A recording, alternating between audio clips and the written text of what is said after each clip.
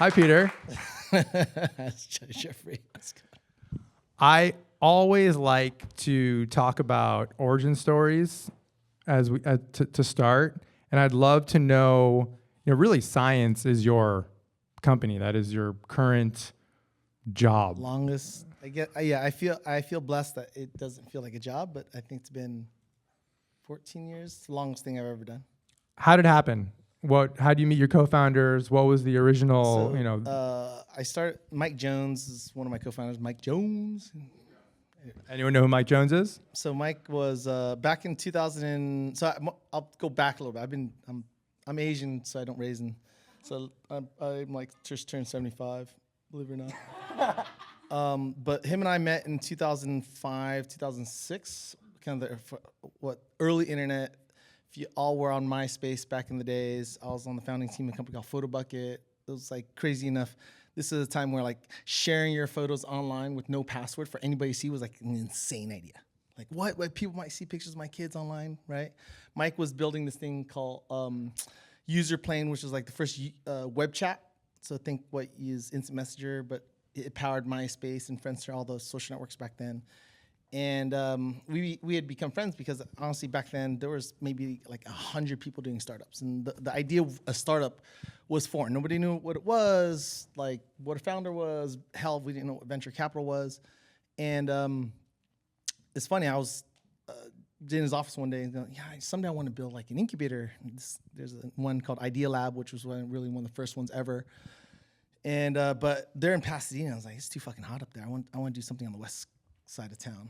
And that's, we became friends back then. I had done several startups. He sold his startup to AOL. We sold ours to MySpace, but we were never unemployed at the same time. I did another startup called Bill Shrink. We sold that to MasterCard. And then, he became the CEO of MySpace down here when Rupert Murdoch, who News Corp had acquired it, and said, we got to figure things out. And then we eventually became unemployed together at one point, and we started Science. And I was up in the Bay Area for like 7 years, and I wanted to move back to LA. So that's kind of how it started. We were angel investors in a bunch of different things. I was an angel in things like Ring and Scopely and things. What we realized is, look, I'd done 9 startups and 2 had exited, but so it's like, it's not a guarantee hit. And the idea that, when you're starting a company, you have no idea what you're doing, at least you think you do. This is, again, before you could read TechCrunch. This is kind of the idea that, this community, and there's always somebody to talk to who might know what they're doing. Look, startups are hard. It's lonely. The highs are high. The lows are lows. Can we build something here in LA? Again, this is 13, 14 years ago, 2011. Can we build something in LA when there was one venture firm, there was no incubators, accelerators that existed. We were basically the first to kind of come to LA. Can we help founders figure out and help them what to do? Kind of what I like to say, what do we do this week, this month, this quarter, right? You only have a limited life. I mean, startups have what we like to say 12 to 18 months of runway, right? But really, if you don't figure your shit out in 10 months, you're screwed. So imagine living where every month, 15% of your life, 10 to 15% of your life is gone, which is 4 weeks. 4 weeks goes by really fast. It's my ADHD. This is one we ran. I did not take my meds today, so it's ADHD. I like building lots of stuff, and I realized, wow, I did 9 companies, 2 exited. Well, if that serial entrepreneur one, then the other, then is there this idea like I can do a bunch at once, And that's kind of the born of Science, which is, can we build 10 companies a year now for 13 plus years? What was your first breakout company at Science? It was Dollar Shave Club. And how do you meet Mike? Mike Dubin's the founder. What was that intro like? Did you know it right away? I did. So Mike Jones, my partner, he went to college with Jamie Kantrowitz, or knew Jamie Kantrowitz. Jamie Kantrowitz went to college with Mike Dubin and introduced us at the time. Mike had a warehouse full of razor blades, was thinking about launching this thing Dollar Shave Club was selling it in bulk quantities. Had the video though, and yeah, the moment I met him, I just knew, like, let's figure it out. Let's move into our offices, and basically, what do? And we designed the website. How we even, talk about. I'll plug the law firm. Having a great law firm, oh my God, is a big deal, right? We had to literally reincorporate his company. So his initial company was set up really not in a great structure. Reincorporated as Delaware C Corporation, right? Use the lawyer, that's how early we were. And it was an interesting cohort, meaning it was MeUndies, DogVacay, which eventually became Rover, and Dollar Shave Club. I know the other two I won't mention. Those other two didn't work out, but we were working out of co-working space right here on 2nd and Broadway. What's it called? Man, Blank Spaces. I don't know if they're still around, actually. So we were in a co-working space, and it was myself, Mike, Tom, and Greg. All four of us had known each other for a long time, and each one of us have our skill set. Greg is our lawyer, Tom is our ops and finance, Mike is the better manager than I'm the strategy, fundraise, product person as with Mike. And so for us, it's finding founders. What are you amazing at? What is your superpower? What are you better than anyone else in the world? And can we help you do all the other things so you're not wasting your time doing all the other things, because there's so many hours in a day. So science really comes in as a co-founder. I in a never way. use that term, but yeah, my attitude is always the co-founder, which is, yes, it is actually equity of co-founder, but I never like to take that title. It is, I'm here, whatever it takes to do. I mean, Dollar Shave Club, I was up with him till 2 a.m, printing labels, stuffing in trash bags. I mean, we literally running liquid death. I've handed out 40,000 cans out of my backpack. I'll take the trash out. It doesn't. I have no pride. I have no that's above and beyond what I do. I don't like the idea that I'm only supposed to do X, Y, Z. But if you need this, that's not that's not what I signed up for. But I also invest much differently than most, which is I have to be all in. I have to just absolutely believe and love the thing, because I want to be part of that journey of the business. Otherwise, I mean, investing today is much different. Right? If I really want to be quote unquote just an investor in passive, I'll just open up Robinhood and just I'd buy Tesla and Google and Meta and do nothing, right? And it's liquid. This stuff isn't liquid for 7 to 12 years, right? I want to be engaged. I want to feel like I'm still building something, but at the same time, I don't want to have any direct reports. I haven't had a direct report since I started science. And so when I say I don't feel like I have a job, I don't have a job. My existence is finding founders and be like, I love you. I think you're going to do amazing things. I want to support you. And I believe and I see where you're going to be. And I'm hoping there's things that I can do to help enable you to become that great founder, CEO. And this idea is going to be something really big. But the byproduct of that, of course, is that we make money, right? I have LPs. I manage a couple $100 million of other people's money. My job is to, for every dollar they give me, I have to give them a multiple of that. What is it like for the founders? So you have this drive, you have your superpowers. Is every founder that gets into this program hanging and they can handle it, or are there people? Is it rough? It's I think I've made almost every single one cry, unfortunately. It's hard. Like I said, it's the highs are high, the lows are low. Not everything works out, right? I can't bat 100. It's not possible. Some ideas just don't work, whether it's timing, mistakes they're made. I'm brutally honest, right? It is a trait of mine, which is I don't candy coat. You know this. I don't candy coat things, and I have an opinion. And I remind, it is just an opinion, right? But I will live and die by that opinion. And I may change my opinion, but in general, I've seen so much. If you just do these things, stubbornness on both ends end up always, I would say, fracking most of those relationships. And I think if I go back to every single one I found I always worked with, they'll tell you I call the balls and strikes. It is what it is, and sometimes it just doesn't work out. Well, Dollar Shave Club sold for $1 billion to Unilever. Was that straight up and to the right the whole time? No. Let's see. I begged for the first $1 million. I begged 70 people I've known, like, to please give us money. Please give us money. Every round was hard. I would say the B round was the hardest. Well, actually, every single round was very difficult. In some cases where I had to raise, I was responsible for somebody backing out and me calling up 40 people and raising $1 million in 24 hours, which I've done. But yeah, there were many moments in dollars. Every company, no matter who they are, there are moments, trust me, they almost went out of business.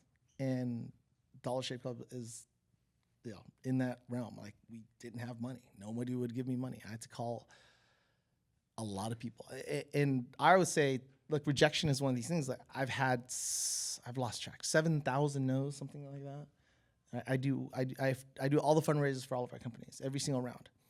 And on average, it is 70 pitches to 1 yes. And that's pitches. That's like full on, like, the pitch.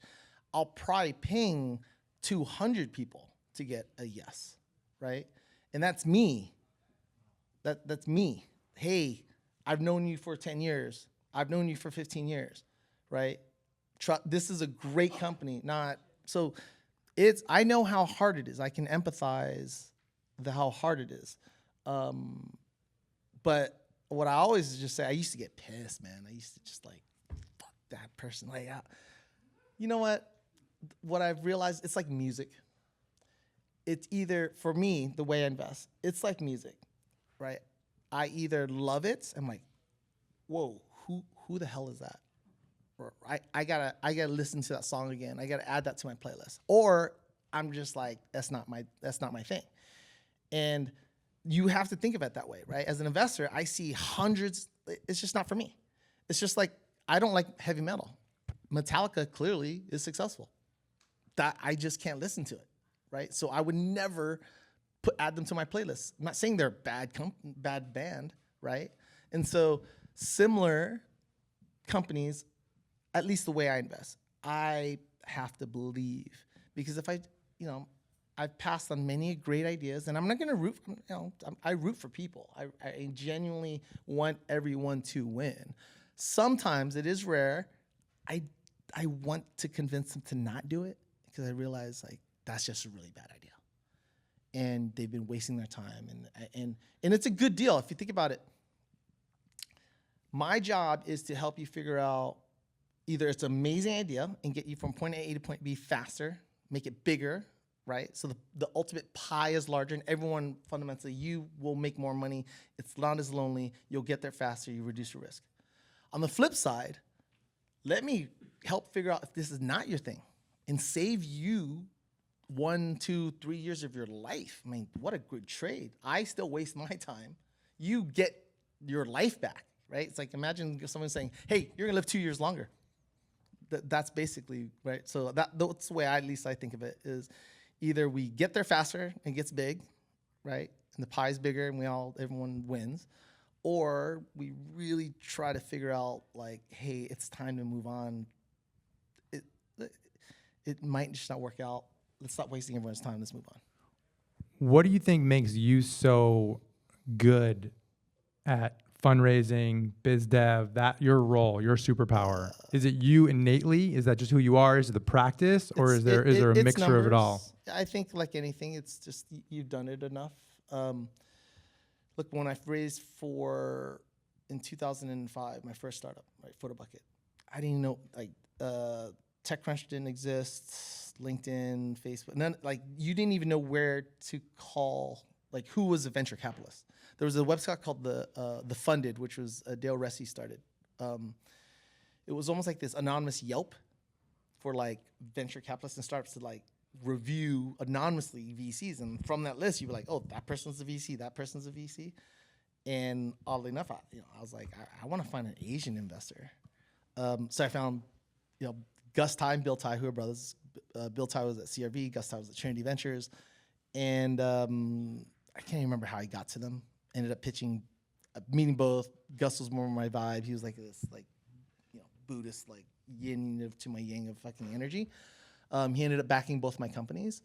But you didn't even know what to ask for, like terms, like price of deals that didn't exist until TechCrunch started publishing things like, oh, this company raised at this price. You're like, oh, well, shit, I do that. And then Y Combinator started, and all of a sudden, call it the share of content, ideas, and knowledge proliferated, and the pendulum swing of power went from venture capitalists back to the entrepreneurs. And like I said, 7,000 no's, right? Like that's a lot of pitches, man. And so I can take your idea, tell me, if you pitch me your idea, I can re-pitch your idea in a better version of it that resonates with at least investors. Not saying you will get money, but it's a much better version of what you do, and probably give you a better strategy of where you should go after. Again, it's just an opinion. Don't be offended. But it's easy for me. I've done it thousands of times. Yeah, well, let's talk about that narrative.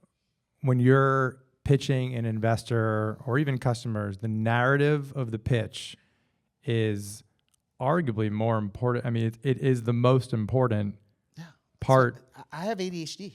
Like, someone pitched me right as I parked. Actually, they did a pretty good job. As I parked, they're like, "Hey, I know you're late." I'm like, "Okay, I don't have a credit. I don't carry a credit card. The meter's like, thank God there was a way to text to load the meter." And they pitch me, I kind of remember, right? Like, interesting. Yeah, send me a note. I'll take a look at it. But yeah, it's got to capture my attention. I have to be able to visualize it. I have to understand why it might be big and why they might be the person to make it big. In general, the framework is the world used to look like this because of X, Y, and Z.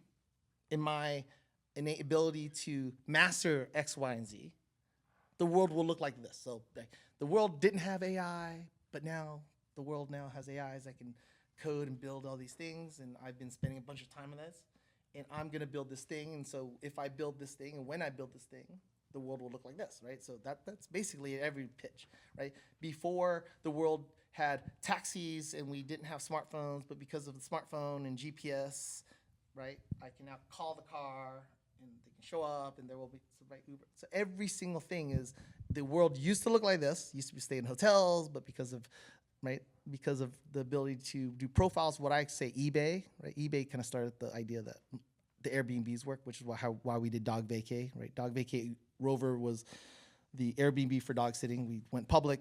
Blackstone just acquired it last year for $2.3 billion, right? So it's why? Because I can trust strangers on the internet now because of profiles, right? And because people are already doing Airbnb, the idea that your dog, yeah, sure, more people spend money on their dogs, but they don't want to put in kennels because that exists, right? The world before this was plastic water bottles and everyone drinking alcohol and finding out, but the world with TikTok and Instagram, people love comedy, people don't drink as much, people are don't want to drink shit out of plastic and don't want chemicals in their body and aren't drinking as much alcohol because everyone's doing shrooms and acid.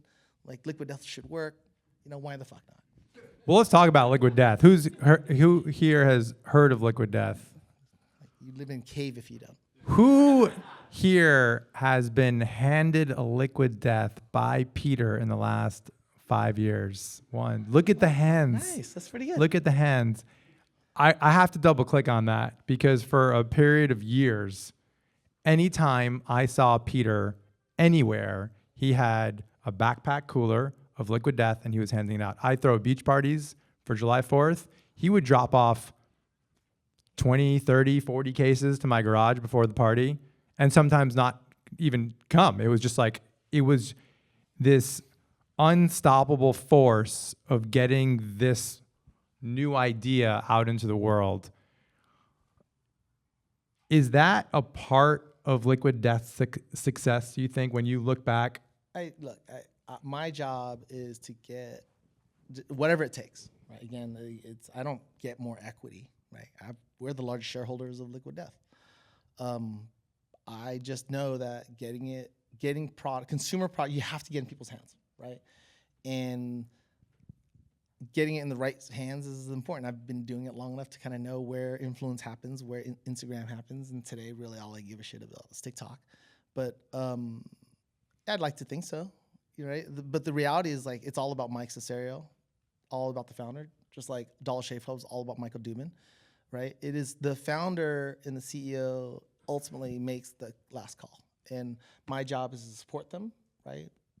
Hopefully try to put some guardrails, like, yeah, I don't know if that's a great idea, right? Hey, that's a better idea. But it's their company, right? And I never lose that side of that. It is their company. They live and die by that. And I respect that because I've been there as a founder. My job, at least what if it's a job, is to do whatever it takes in my knowledge base and in my network. I'm like, now though, the joke is like, I'm like Kevin Bacon of tech. I'm 1 degree away from anybody. If you need something, I'm also that call. Hey, I need somebody at PayPal. Hey, I need whatever it is. Like, I have that call now because I've been in the industry for a very, very long time. It turns out all my friends, are somewhere that might help. And so that's a lot of it. And that's been probably more satisfying lately, is just when someone needs something, it's like, oh yeah, that's a person I know. That fulfillment. Yeah, it's nice to know I've done positive things in my life as to if and when I need to text or message somebody in the industry or out of just somewhere, like, hey, I need help on something, they're willing to say yes to me. Does the term conscious entrepreneurship have any role, and however you define it in your ecosystem and in your career? It's the weirdest thing is I never heard that term conscious, like probably like 4 or 5 years. And I think now more than ever, look, capitalism is number one, right? Like in the hierarchy of what I think, again, my job is to manage other people's money. Right? I understand that part of a job. But at the end of the day, like, I should have worn I have a shirt that says be a good person. Like, I want to be a good person. And I think the world needs more of that. And I want companies to do good things. Like, we will do silly things, right? But look, we have Final Boss Sours, one of our fastest growing companies, CPG companies. It's dried fruit, right? It's healthy. There's no artificial flavor. So like, there is a part of me that says, well, there we can do great things. Like, the reality is Liquid Death's legacy, hopefully, will be the fact that we are forcing the conversation, and hopefully the companies like Coca-Cola and Pepsi switch from plastic water bottles to physical cans. Like, they make billions of plastic water bottles a month. We're making a tiny dent, and hopefully that convinces them to make switch. It's no different from the way I look at Tesla, by the way. Tesla's big impact is like, they convinced the entire world, every car manufacturer in the world, to make electric cars. What? Like, beyond the fact that the number one selling car, like, think about it, they culturally changed the entire world to move to electric cars. That's a much bigger impact than just selling their product, right? We have a company called Mindset Care, which is helping people get Social Security disability. Like, it's an amazing company. We're helping thousands of people a month, mostly people in prison, vets, and homeless people who have mental disabilities, schizophrenia. We think 15 to 20% of all prisoners have mental disabilities. They shouldn't be in prison. They need help. And so we're in 45 minutes, get them through the process and get them the disability that they need, is just about $2,000 to $4,000 a month, instead of that money not getting to them, which means their family member typically just kicking them to the curb, which means they're going to end up back in prison. So like, there is part of me that loves ideas that help. I also like just good ideas. So I think today you can find the good in everything. Like, for what it's worth, I think the TikToks of the world, Instagram, spreading information and teaching people things is a good thing. Like, every AI product out there is the enablement of society to be smarter and do bigger things. So I think today more than ever, people expect something good out of it. Well, speaking of AI, a lot of entrepreneurs. How many entrepreneurs are in this room? What is your current relationship with AI, and what is your advice to the founders that are building companies today? I spend 2 hours a day, usually between midnight and 2 a.m., just trying to like keep up to date on the tools. Right, it's YouTube, X, reading all the new things, sending usually notes to our team like, wow, did you see, you can now do this, you can now do this. It's a tool, right? It's a tool to be more efficient. It's a tool to do bigger and things that you never imagined. If you look at the hierarchy of startups back, my first startups was literally like, I did enterprise, like, which is, if you want to build an e-commerce website, it'd be $1 million. $1 million to sell something online. That's like when I first started. That's how old I am. And by the way, if you want to do something scale, like we got to go to a data center and buy servers and rack the servers. And what's happened is decade after decade, it's getting easier, right? Now I can just click a button and I have racks of servers. That's AWS.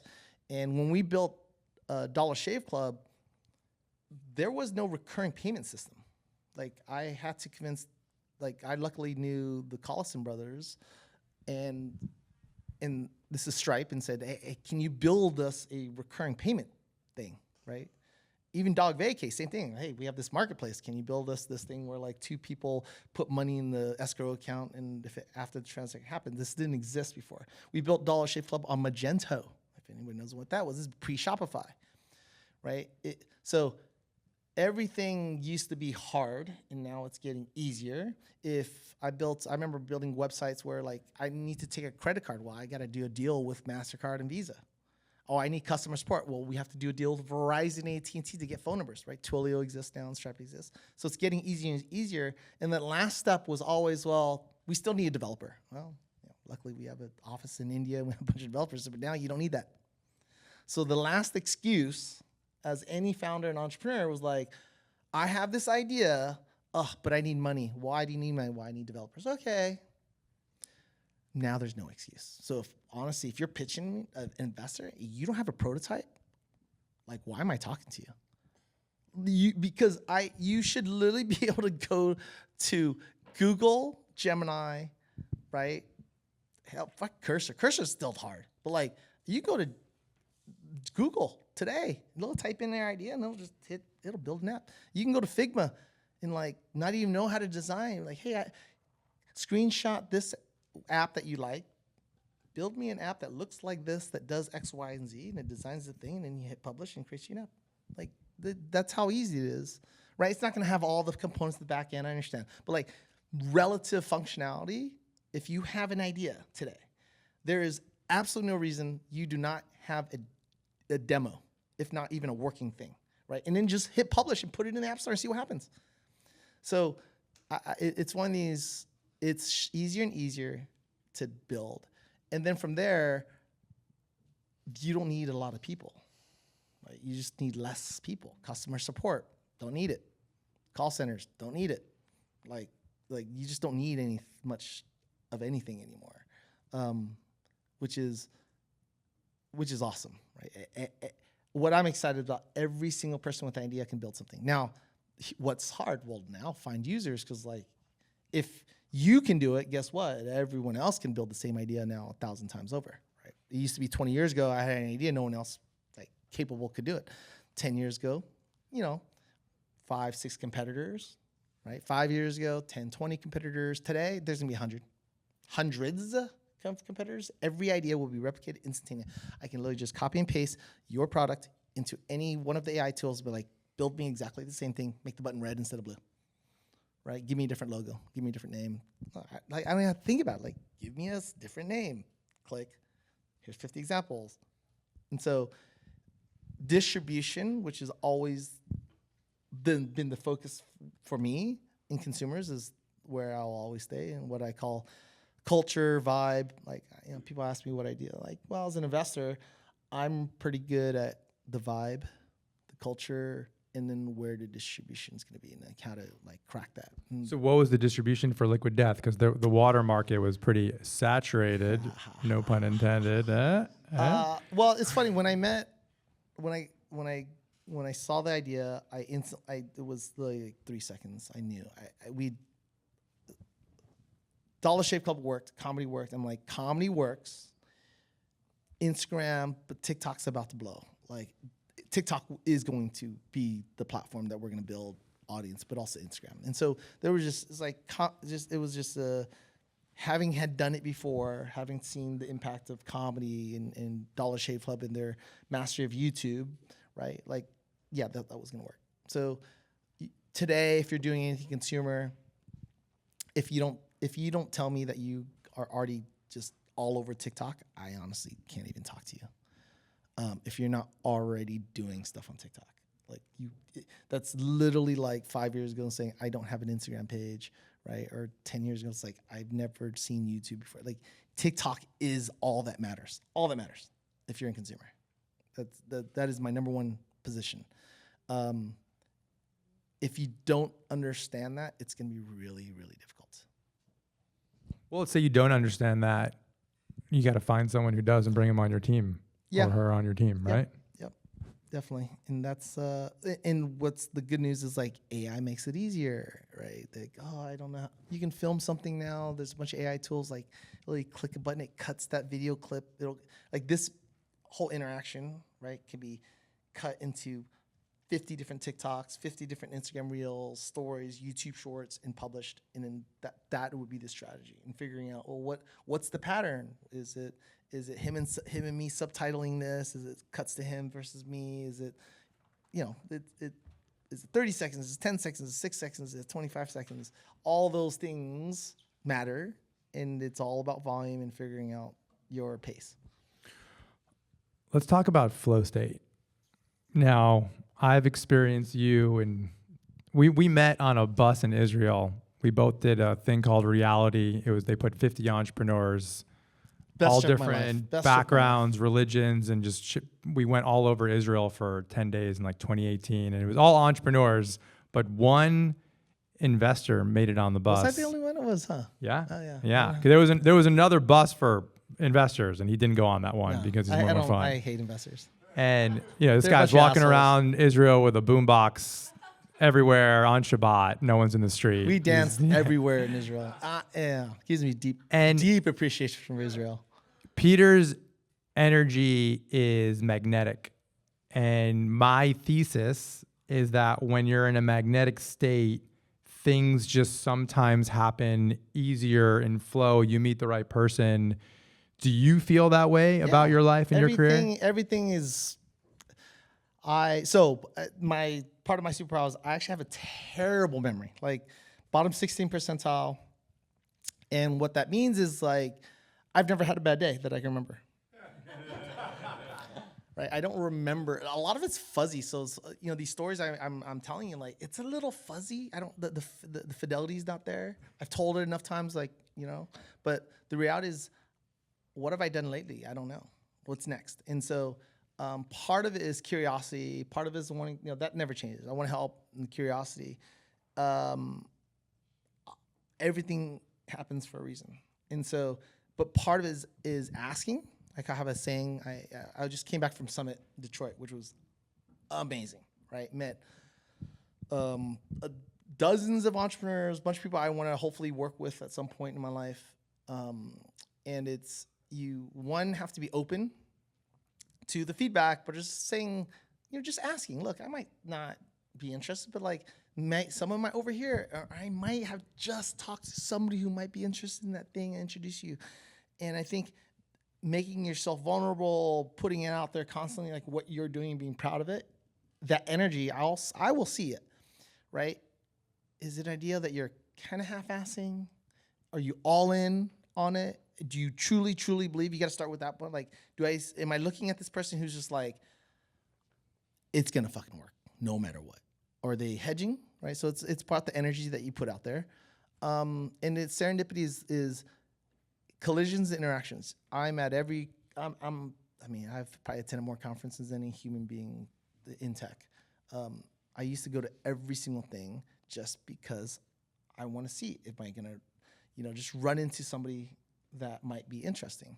And so as an entrepreneur, it is hard because like you should be also working, right? Like how do you balance that?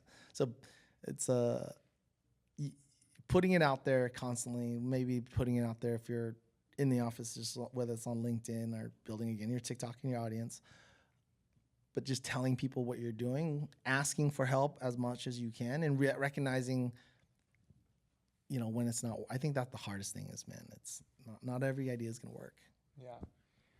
I would love to see a chart on the number of cans you gave away and the ripple effects that caused for Liquid Death. Because of course, the founder, the company, the marketing, all that, but it was unbelievable to watch. It's helped us raise money.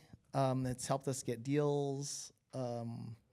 It's helped us get, certain influencers and podcasts. It's one of these things where you just have to have the ability to get your thing out there. And again, trust me, we've built 130 companies, right? Like 30-ish work.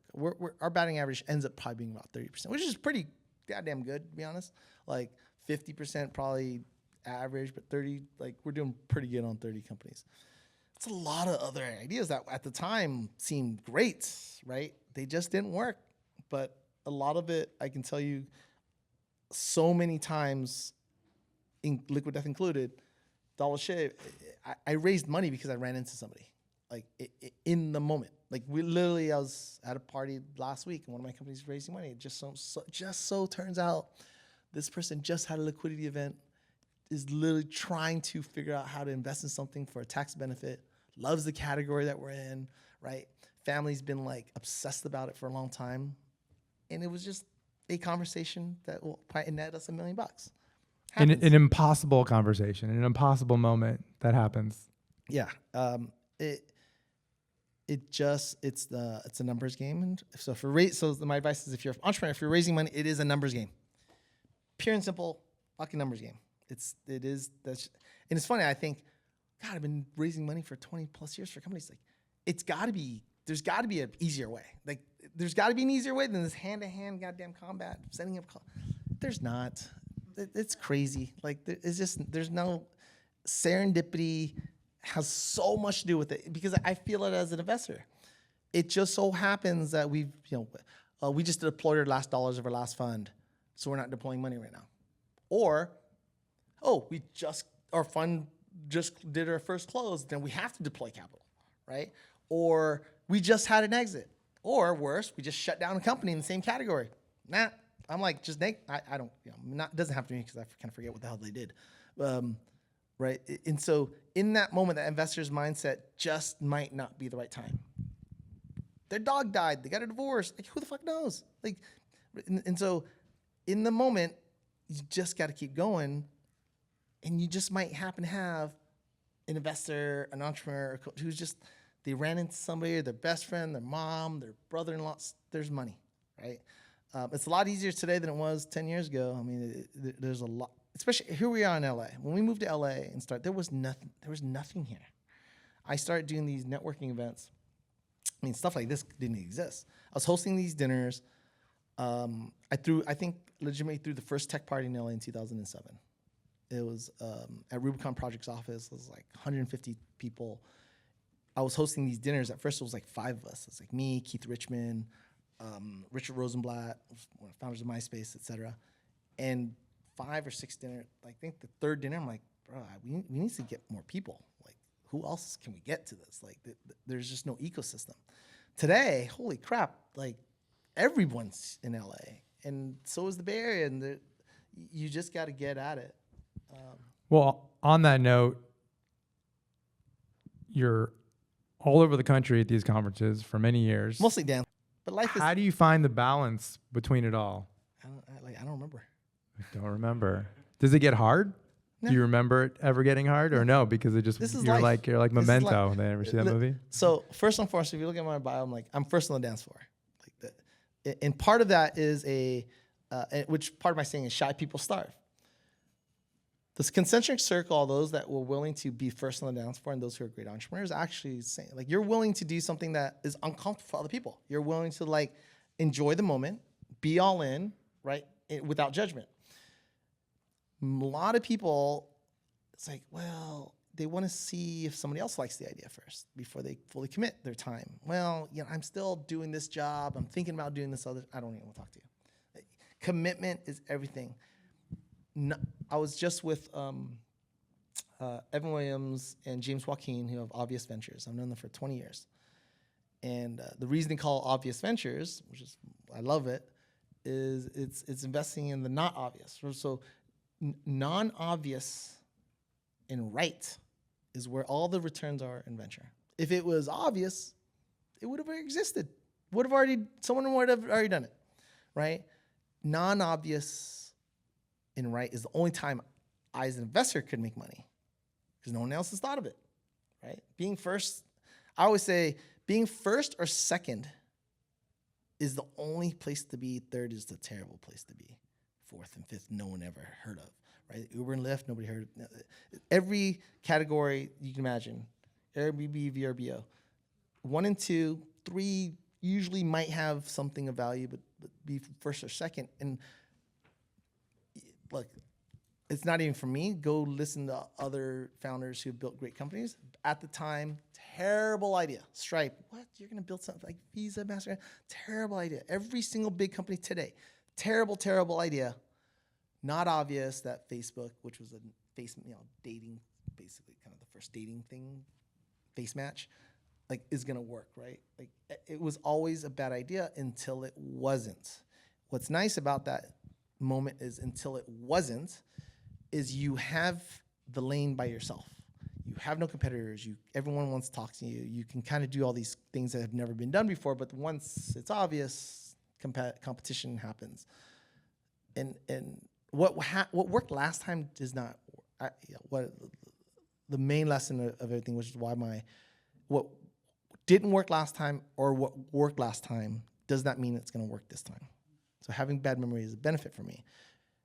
I'm sure people tried this before. It didn't work. It doesn't matter, right? I'm sure. And so just today is different than it was yesterday. The craziest thing is, I remember when the internet first started. I remember when email first started. I remember mobile phones and social networks. AI is different in the sense of I'm sure y'all saw iOS 26, right? Like, Jesus Christ, nothing's come out of Apple in like since Steve Jobs died. But today, AI to me is like as if Steve Jobs was on stage and every month going, wait, there's one more thing. You're like, what? No fucking way. You can do what now? That's where we are today. And with AI, like everything that you couldn't imagine is happening. And anything that you see, I just think, well, that's the worst it's ever going to be. Like that. Remember when like videos came out, not even a year ago, like, oh, the hands are messed up. That looks totally fake. Yeah. Have you seen what Google for free VO3 just launched? You cannot tell the difference between real and not real. And that's the worst it's ever going to be. And I'm telling you, in a month, like everything is better in this incremental. We're living in this interesting time where, in a way, SBF and the whole crypto thing is a blessing. Because of the crypto explosion and SBF scamming everybody and going to prison, there was hundreds of billions of dollars that went, oh, let's not invest in crypto. And then at the same moment, OpenAI dropped ChatGPT, and it went, let's put it over here. Let's put hundreds of billions of dollars in this thing called AI and LLMs. And that was a year and a half ago. Year and a half. It's only been a year and a half. You're seeing the alpha and beta products of things that got funded last year. Think about that for a moment. We're barely seeing the alpha and beta products. What do you like? This year is gonna be bananas. Like, and so any idea you have right now, and we're like, oh, I can't do that. Just give it a couple weeks. That's what's crazy. Like, just give it a couple weeks. Someone will let you do it by just typing or just talking into something, and whatever you imagine will be done.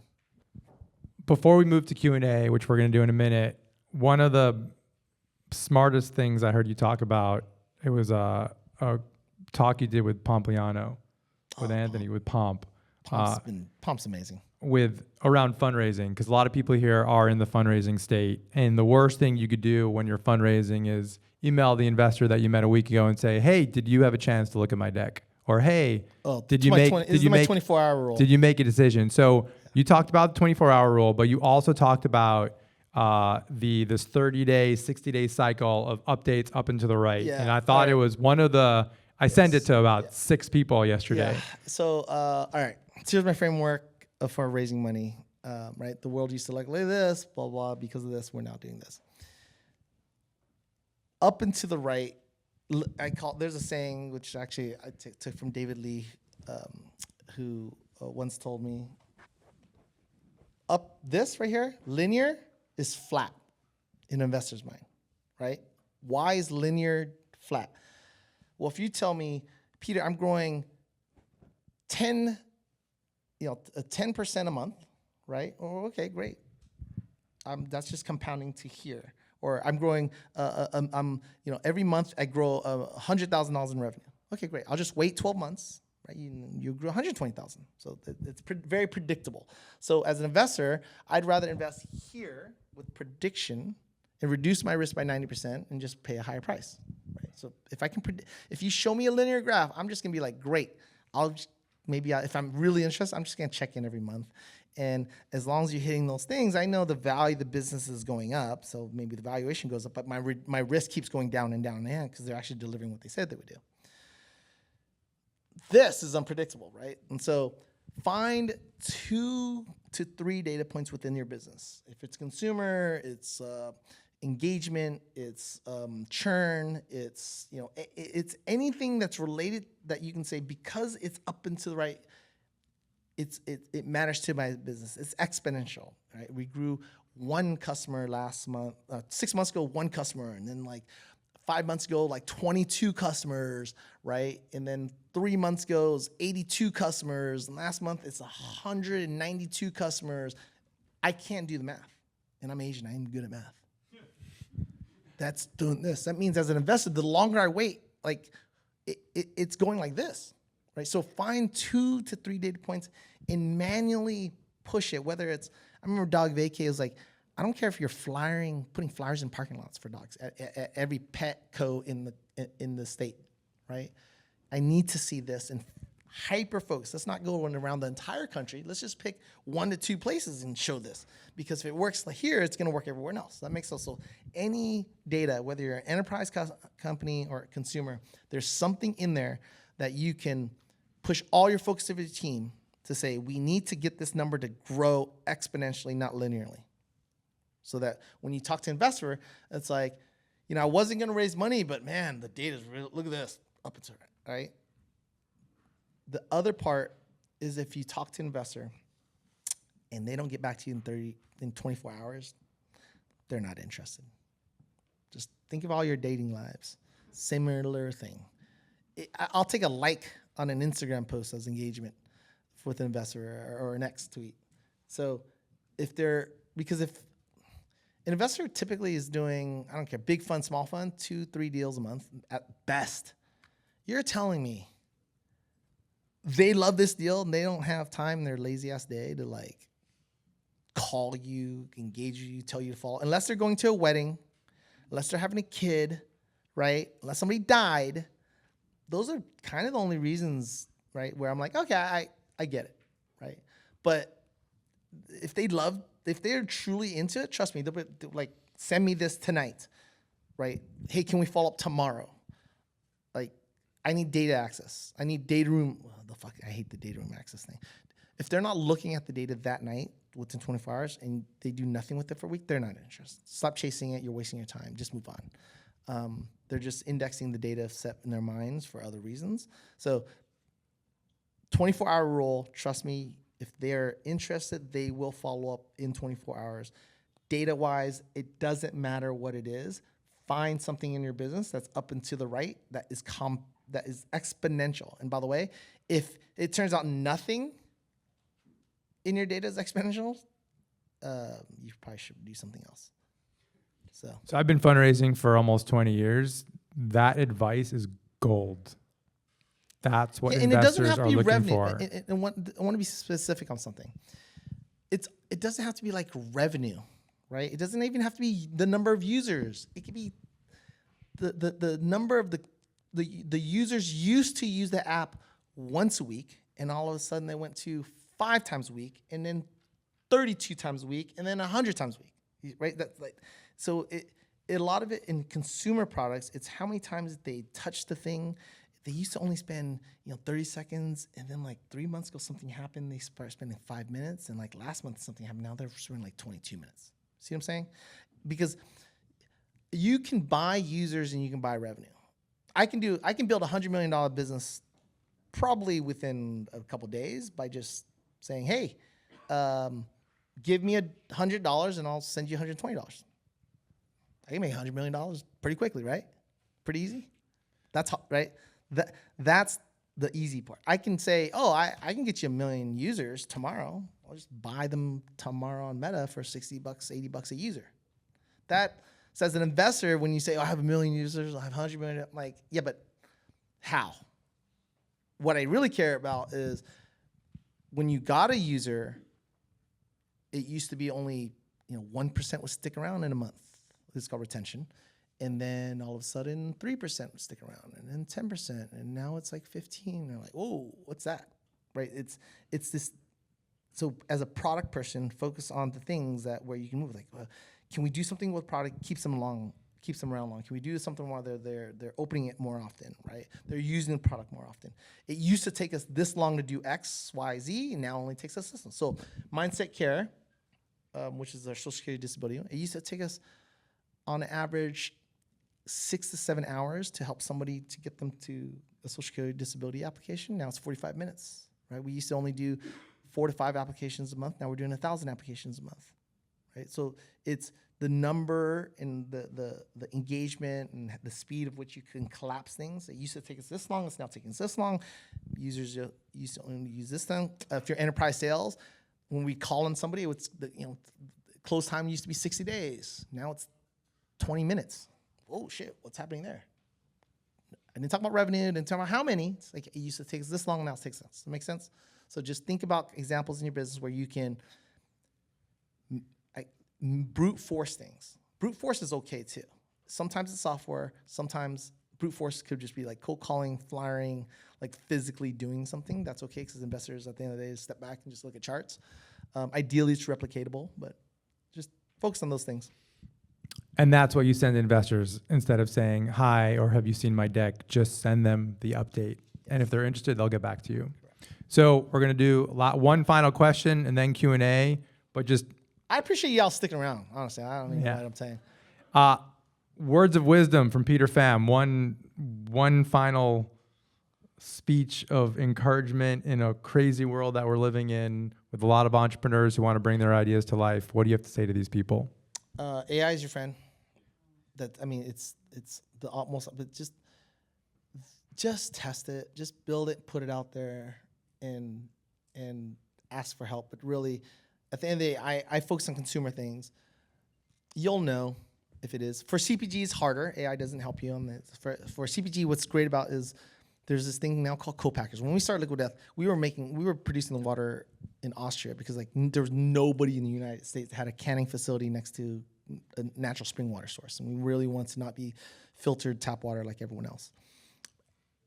And I would say because we now exist, co-packers exist everywhere. So if you have an idea, you can go make it. And the MOQ, which is the minimum order quantity, is like a lot smaller. It's still hard. You still need money, but it's a lot easier to test the theses of physical products than it is today than it ever was. If you're enterprise, I have a whole speech about enterprise software now, which is weird because at the end of the day, AI is going to replace it all, which is the natural value of enterprise software will be eventually zero, unless you figure out something that no one's ever seen before. Which this is a cliffhanger for our next talk. And if I were to give everyone one piece of advice, is just look for the synchronicities, keep yourself open, go all in. And the more you do that, the more flow you'll get into. My book is called High Five Energy, named after that like moment of alignment of two hands, like hitting that pinnacle point. Positivity. Yeah. It is energy. I don't want to talk to somebody who's somber and sad and depressed, right? It's the energy flows within you, but it's what you believe. And then is that infectious energy something that investor wants to grab onto, right? And feel like they want to be part of that journey. And synchronicity, fundraising, like I said, it is not automated anymore. We still respond to cold emails, but at the end of the day, it's all about timing.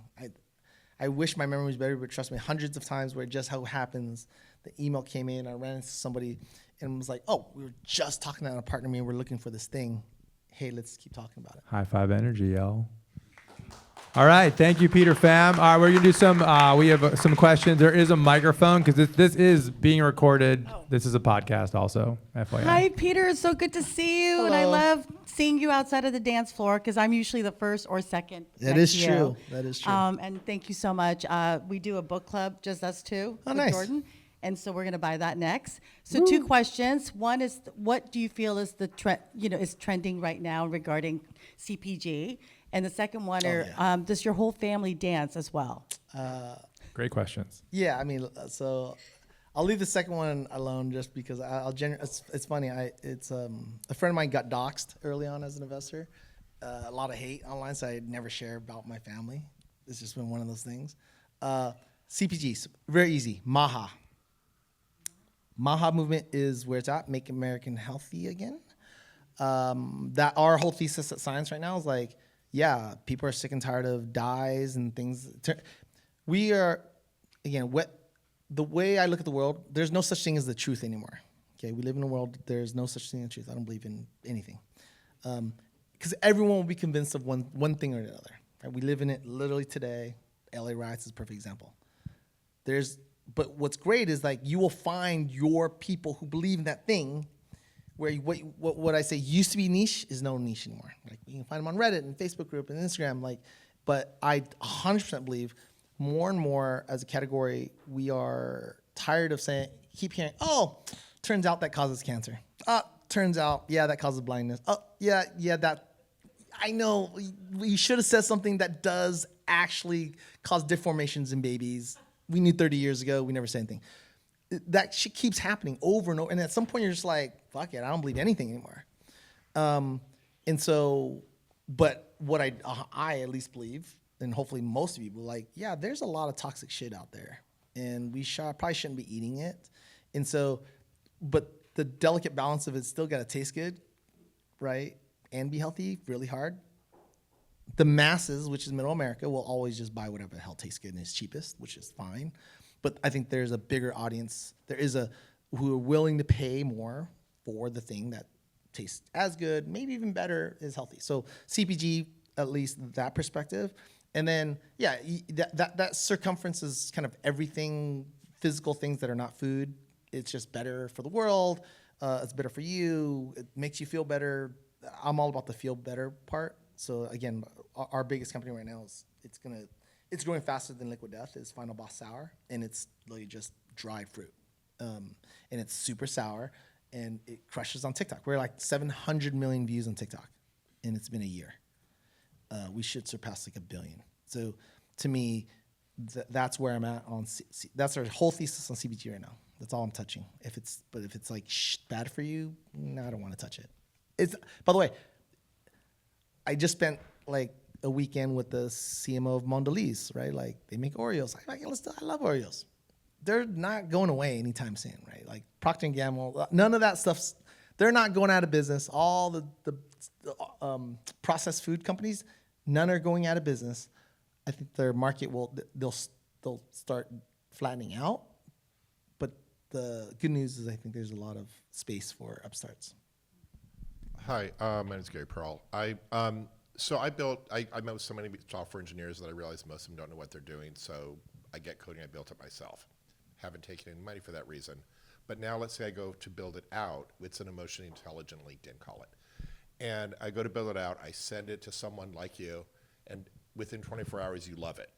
What you didn't give us was, I know how you're prepared. How are we prepared? What do we have to offer? I could give them an update, but the reality is, what do I want to have to like nail it? I'm not. So you mean you have something you want to raise money, and you're. Well, I've given it to VC investors, let's say, and like you said, within 24 hours, like, oh my God, this is great. Okay, how much are you raising? 10 million.